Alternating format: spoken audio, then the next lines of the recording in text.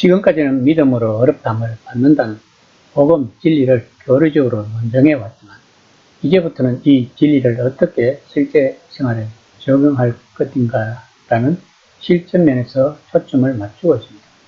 물론 이 부분에도 교리적인 부분, 즉 율법주의의 한계, 믿음으로 얻어지는 영적 자유 등이 있으므로 교리에서 실천으로 전환하는 과정으로도 볼 수 있습니다. 5장에서는 그리스도로부터 받은 자유를 지킬 것과 그리스도인의 실천 강령과 행동 원리를 구체적으로 지시하고 있는 내용입니다. 5장 1절입니다. 그리스도께서 우리를 자유롭게 하시려고 자유를 주셨으니 그러므로 굳건하게 서서 다시는 정의 멍에를 매지 말라. 본문은 속박과 자유를 주제로 한 4장을 요약하면서 5장을 시작하고 있습니다. 그리스도께서 우리를 죄의 저주와 속박에서 해방시켜 주신 것은 우리들로 하여금 이 자유를 올바로 사용하고 그 자유 가운데서 살도록 하기 위함이었다고 바울은 논증하고 있는 것입니다. 바울은 율법을 정의 멍에로 표현하고 있습니다. 멍에는 두 마리의 소를 연결하거나 수레를 끌기 위해 짐승들의 목에 올려놓았던 나무 틀로서 종으로 살아가는 힘든 상태를 나타내고 있는 것입니다. 바울은 지금 갈라디아 교인들에게 다시 율법으로 돌아가지 말라고 강권하고 있는 것입니다. 이스라엘은 출애굽 후 약 1000년이 넘게 하나님과 그들이 나눈 교제는 율법을 통해서였습니다. 그 율법은 메시아를 가리키는 이정표였던 것입니다. 그런데 그 메시아 예수 그리스도가 오셨으면 율법, 즉 이정표는 그 역할을 다했다는 것입니다. 목적지에 도착했다는 것입니다. 그런데 다시 되돌아가고자 하고 있는 갈라디아 교인들에게 바울은 그것은 아니라고 말하고 있는 것입니다. 5장 2에서 4절입니다. 보라, 나 바울은 너희에게 말하노니 너희가 만일 할례를 받으면 그리스도께서 너희에게 아무 유익이 없으리라. 내가 할례를 받는 각 사람에게 다시 증언하노니 그는 율법 전체를 행한 허물을 가진 자라. 율법 안에서 어렵다 함을 얻으려 하는 너희는 그리스도에게서 끊어지고 은혜에서 떨어진 자로다. 바울은 사도의 권위를 가지고 엄숙한 어조로 말씀을 강조하고 있습니다.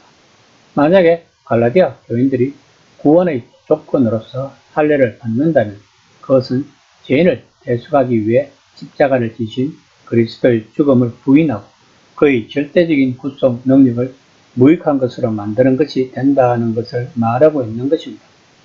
갈라디아 교회의 거짓 교사들은 믿음을 부인하지 않았지만 할례까지 받아야 한다고 교묘하게 설득했을 것입니다. 그러나 일단 할례를 받는 사람은 율법 전체에 복종하는 것이 되며 할례뿐만 아니라 율법을 구원의 필수 조건으로 인정하는 것이 된다고 바울은 논증하고 있는 것입니다. 율법은 인간의 필요나 선택에 의해 부분적으로 지킬 수 있는 것이 아니며 1.1핵이라도 빠짐없이 지켜야만 합니다. 그런데 그 율법으로는 구원을 받을 수 없다는 것을 이스라엘이 몸소 체험했던 것이 구약 성경 전체가 말하고 있는 내용입니다. 바리새파 출신인 바울은 할례는 단지 시작에 불과하다는 것을 잘 알고 있었을 것입니다. 할례를 받는 유일한 목적은 다른 모든 생활 방식에서 유대교 해당의 모든 규율에 순종하기로 하는 것입니다.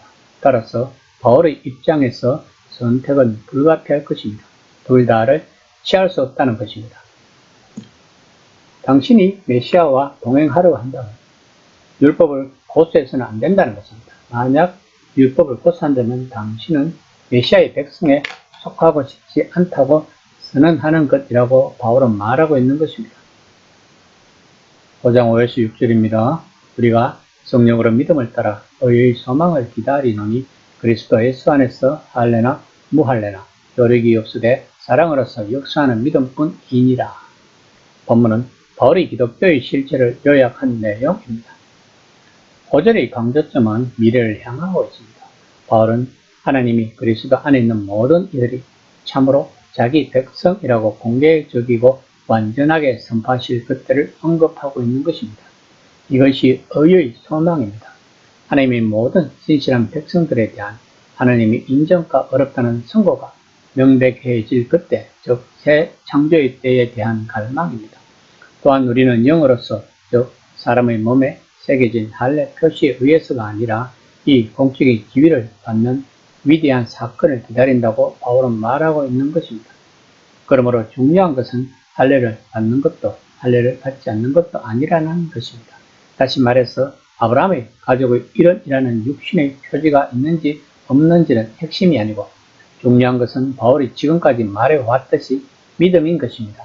하지만 이 믿음은 자신의 신념으로 받아들이는 데서 그치는 공허한 믿음이 아닙니다. 이것은 사랑으로 역사하는 믿음이라는 것입니다. 쉽게 말하면 이 믿음은 율법을 통해 일하는 믿음이 아니라 사람을 통해 일하는 믿음이라는 것입니다. 사랑은 인종적 기원과 상관없이 모든 사람에게 열려 있습니다. 그러나 사랑은 거기서 그치지 않고 바로 하나님의 성도들을 모두 자기 가족으로 안녕하시게 하는 원동력이 되는 것입니다. 이 시간 나는 사랑으로 역사하는 믿음을 가지고 있는지 한번 생각해 보는 시간이 되었으면 합니다.